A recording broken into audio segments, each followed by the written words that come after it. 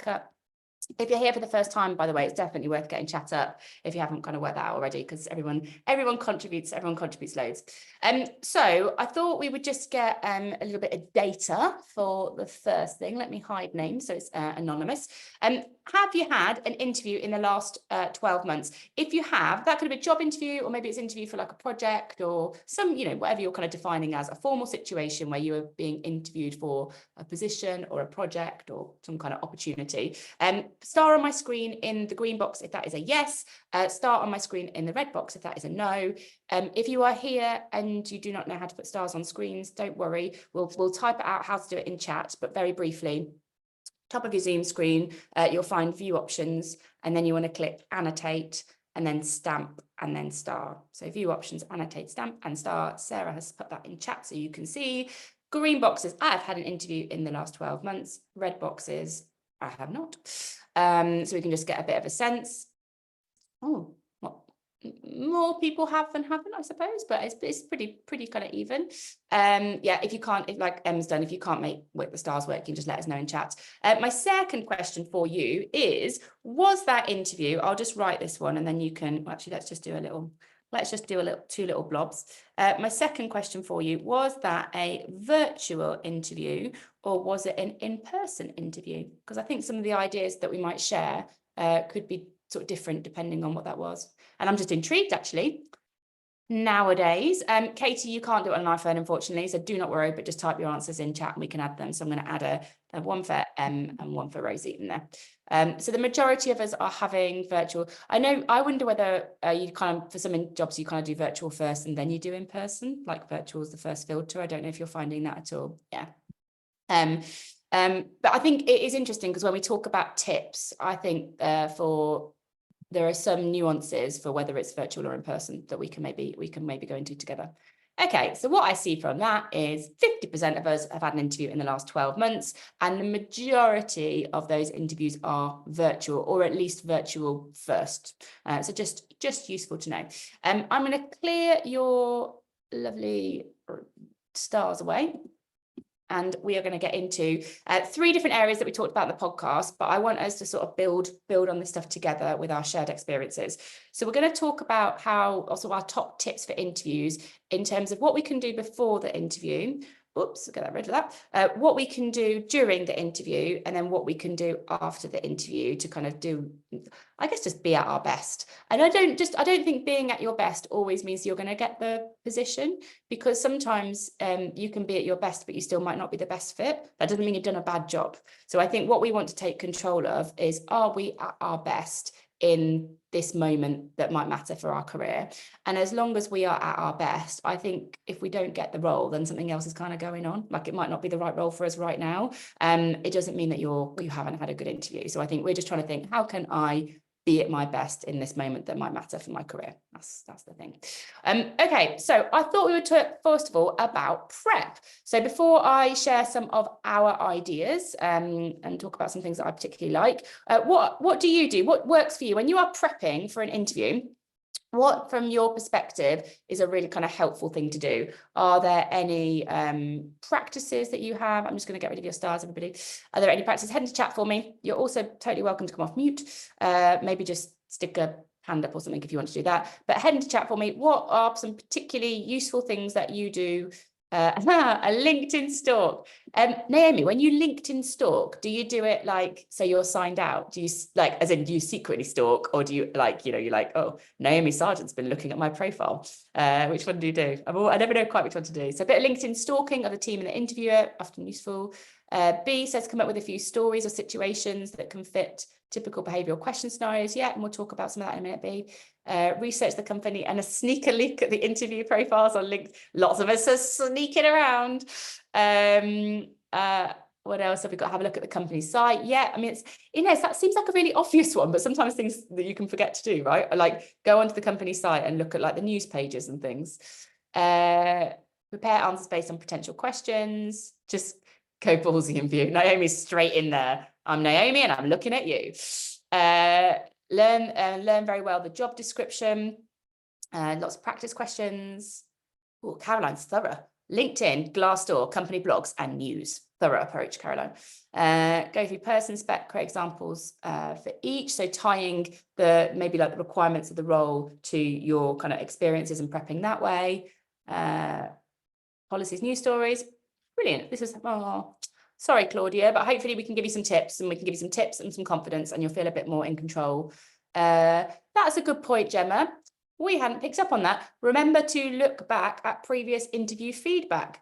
Yes, that's a very good point. I guess it's like closing the interview loop before you go for another interview. Like one of the last things we'll talk about and what you should do after is reflect. And if you do that after every interview, then for your next one, looking back at that, I think that is super, super, super smart. Read the interview again. Just breathe. Just breathe. Okay.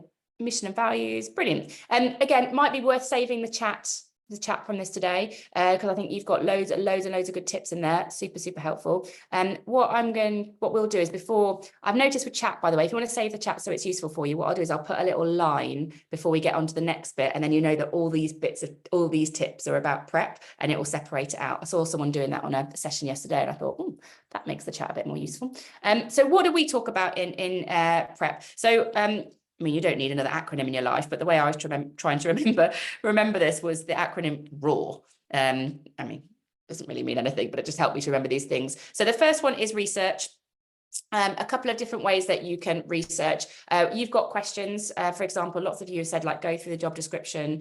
You mentioned like LinkedIn and Glassdoor. ChatGPT is particularly useful for common interview questions. So, and for an industry or for a particular company, you can say, what are common interview questions I'm likely to get asked if I'm going for an interview at Microsoft, for example. Works better with large organizations, because I think it's pulling from data that would help you to would help you to answer that question, but quite a good source of insight about what potential questions might I get asked. I mentioned this, I loved it. Udly, I mentioned this on the podcast, udly.ai is really, really good for doing some practice interviews. So you put in like the role you're going for. So you might put like marketing manager at, I don't know, Amazon or whatever, and it will come up with some potential questions, and it will ask you, it times you, and it says like you need to talk for like 45 seconds in your answer in order for it to collect enough data and for it to be kind of credible, and it times you when you're doing it, asks you about 3 questions, and it records you saying it to screen, so it records you on camera saying it, and it's transcribing what you're saying, and at the end of about 3 minutes, when you've answered a couple of questions, it analyzes instantly the quality of your questions, like your pace, your your the insights. It's really, really good. And is that going to exactly replicate the interview that you're in? Probably no, it's not. You're going to get other questions, and hopefully there'll be a little bit more interaction than just being bombarded with questions. But does it give you some really useful feedback? Yes, I think it's really, really good. Also, you could do that with a friend, right? You could do it with a friend, but I guess it's that's just their perception, whereas this is more objective, and it's it's giving you quite a lot of very quick feedback. Udly can do it too. So have a play. I quite enjoyed it, which sounds weird, but I did. Second thing that I would recommend is that you think about what questions that you can ask. So maybe let's just do a little bit of crowdsourcing on that. What do you think are good questions to ask in an interview of the interviewer? If we were to have a bank of interview questions, what do you think is a good question to have in your back pocket that you could bring out in an interview that would show that you are curious? Appreciate some of them will be very role and company specific, but are there any other ones that you think this question's always helped for me? Oh, great, everybody. What would the sign of me being successful in this role after X amount of months? Opportunity for growth, Sean, thank you. Tajinda saying kind of similar thing there. Why did the position come around? That's an interesting one, isn't it, B? Because the last person hated it and wanted to leave. I mean, no one's going to say that. How do you approach talent management? What do you like about working here? That's a nice one, Judy. It's very easy, isn't it, for someone to answer that? Quite insightful about them as well. What else have we got? What do you enjoy working about here? What would the first 100 days look like? Given the old razzle dazzle. I can't say that without hearing the music in my head. what else have we got? Communication and collaboration tools. So is that, Lucy, how does the team communicate and stay connected? That kind of a question there, I suppose. Biggest challenges for the team. Brilliant. Yeah, so I think just having a couple of these in your back pocket is really, really useful. I think it shows that you are curious. I think when you ask questions, you take back a little bit of control, which can kind of give you a bit more confidence. And it gives you insight. It gives you insight into, is this the right thing for me to do too? The last thing we talked about in the podcast is watch your watch outs. So obviously interviews are quite high pressure situations that can result in us behaving in ways that might be distracting in terms of our impact. So for example, I think I talked about mine on the podcast, that one of my watch outs when I'm nervous, I am over enthusiastic because I'm just so keen and excited and I love it, else I wouldn't be applying for it, and I talk too fast. So my watch outs are not to let my enthusiasm potentially undermine my credibility. Like if I'm going for quite a senior manager job and I'm like, I'm so excited, it doesn't necessarily give the impression that I want. So my watch outs are over enthusiasm and that affecting the kind of pace that I'm talking about. So Jess has got the same ones. What would your watch outs be? What would your watch outs be, do you think? Anyone else? I know a couple of people have got the same as me. Over enthusiasm. I mean, it's not bad, is it? It's great to be enthusiastic. You just don't want to be distracting. That's the point, really. Bumbling and rambling. Could a watch out be over preparing for an interview? Well, I guess this is that if it shows up, I guess it's whether that is a cause of sort of stress or concern for you. I'm talking really about your impact in the interview. So if spending too long preparing means that you lose your clarity, for example, then I would say it is a watch out. Talking too fast. Oh yeah, me too handsy. Yeah. Repetition, Caroline. Not questioning the interviewer. Okay. So again, we all have some of these things. I think they're particularly heightened by nerves, like high pressure situations. And also it's worth knowing that in your body, nerves and excitement, it like feels the same in your body. So maybe you don't think you're nervous, but you're really excited. It has the same physiological effect in our body. So if you're a handsy person, you're likely to be handsy if you're nervous or excited. It's triggering the same thing. So it's just worth you knowing that in advance, because if you're conscious of it, you're more able to control it. If we're unconscious of it, then it's just sort of happening and might be distracting for people. So that was prep. What's Sam saying? A friend recently over-prepared and they spoke way too much and said it went down poorly because they were getting frustrated. Yeah, sometimes it can be exhausting because you're not giving space. Well, you're not giving space for people to think, and you're also not giving space then to contribute to the conversation. So I think, for example, for me, the best thing that I can do is pause or ask a question. Like either of those things, even if I'm a bit too pacey, a bit too excited, the pause and asking a question just like creates that space. So working out what to do differently. What about in the moment, everybody? What are your top tips? You're in the interview. Is there anything for you that you're like, I think this has really helped me. I'm in the moment, I'm in the interview. These are sort of tips and tactics that I use to be more impactful. What have you got for us? Pause, reading the room. Yeah, Oliver, we'll talk a little bit about, I think mirroring is a really useful thing for you to do. So mirroring is kind of the reading the room. It's also reading the person. So what's their pace? Are they high energy? Are they talking about their personal life? Are they talking about like their experience at work? Are they telling stories? In which case, that's a good thing to mirror. Or are they quite formal and structured and logical, in which case, and they've got a slower pace? I think if you can mirror them, we don't want you to be inauthentic, because that's not really helpful for you, is that you don't want to get a job that you're not going to want to do. But I think a little bit of mirroring can help you to create connection.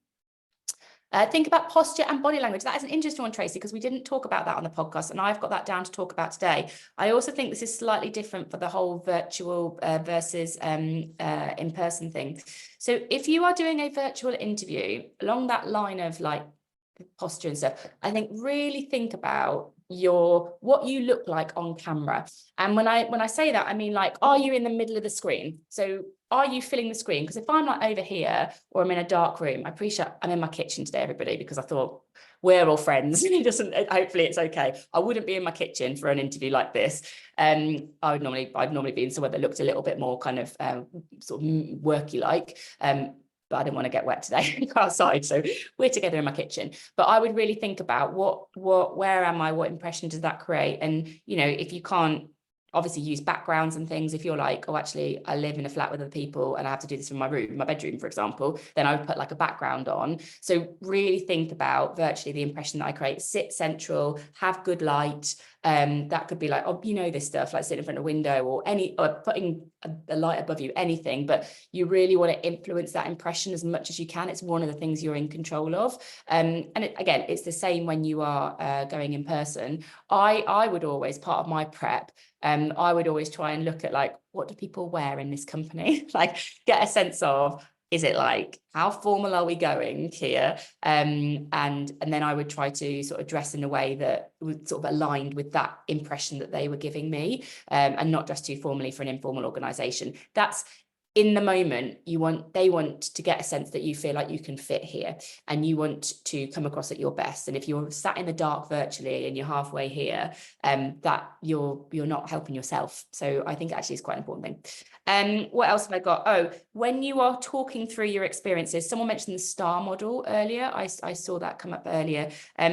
It's similar to the STAR, but I think what you really want is a story, because people connect to stories. And then it's useful to have a stat, because that gives your stories some credibility, and then a so what. So if someone asked me to talk about a failure, for example, I might talk about when in January 2022, when we were launching You Coach You, and 6,000 of our book sales got taken away from us. And suddenly we weren't in the bestsellers list.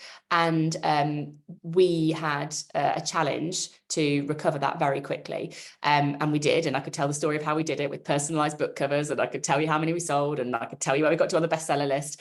But the so what was, in tough times, I'm tenacious, and that is something that I can always bring to an organization, because tough times are inevitable. So suddenly you're talking about a talent in an engaging and real way. So story, stats, so what's, I think, are quite good ways to prepare.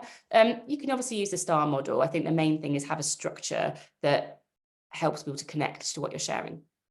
I'm going to go on to the last one, everybody. Thank you for all of the stuff that you're sharing. I'm not able to read everything, but I know that we can save it, and there'll be lots of useful things in there for you. I'm getting a total tears with Star.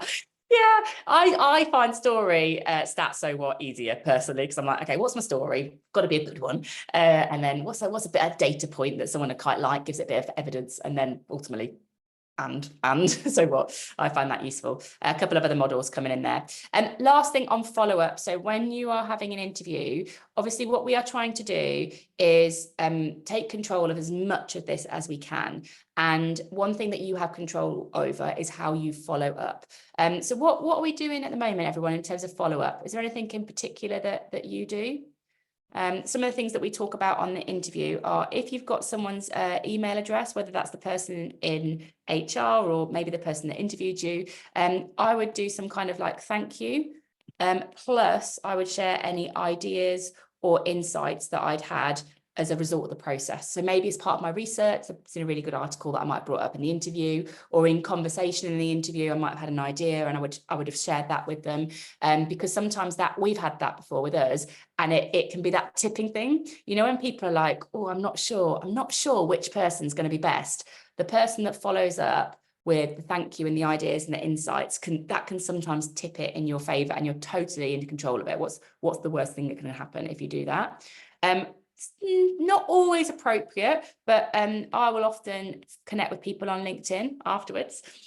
Sometimes it's not appropriate because it might feel a bit too direct. So I kind of think, do what feels right. But generally, a connection on LinkedIn. Thanks for the interview. Really appreciated the time. Would love to stay connected. I would, if I didn't do the job, I would probably do that. Because I think it shows that you're a positive and an element of maturity, that you're kind of wanted to stay connected after it. And then the last thing as well is that point of reflection that we mentioned. There is a lot of learning that you can get from high pressure moments, because there's just a lot going on, isn't there? There's, there's how you prepared, there's how you showed up, there's the questions they asked you, there's the questions you asked them. And it's useful to reflect on, what am I proud of? What did I do well? Bank that stuff. Because this is a time that gremlins can grow because of like the vulnerability in those situations. So definitely bank the stuff you're proud of. Maybe what surprised you, worth capturing that. And then what you might do differently next time. And capture all that stuff, because it's a high learning moment. And to the point we raised earlier, it's something you can come back to. Okay, everybody, good luck with any interviews you have coming up. I would recommend that you download the pod sheet. It's got what we obviously talked about. It's just a good one to work through, and hopefully we'll keep these ideas crystal clear. Please share it with anybody. If you know you've got friends or family that are going for interviews, it could be a really helpful thing for them too. Next week on the podcast, we're talking about how to present your ideas. So ideas are sort of a currency, really, I think, in work. It's some of the value that we can all give to our organizations, whatever role we're in. Sarah is particularly brilliant at ideas, and she talks through some really good things that she does with ideas. I add a little bit of value, but I think next week is Sarah's show, everyone. She's good at it. So hopefully she'll be in PodPlus to talk it through.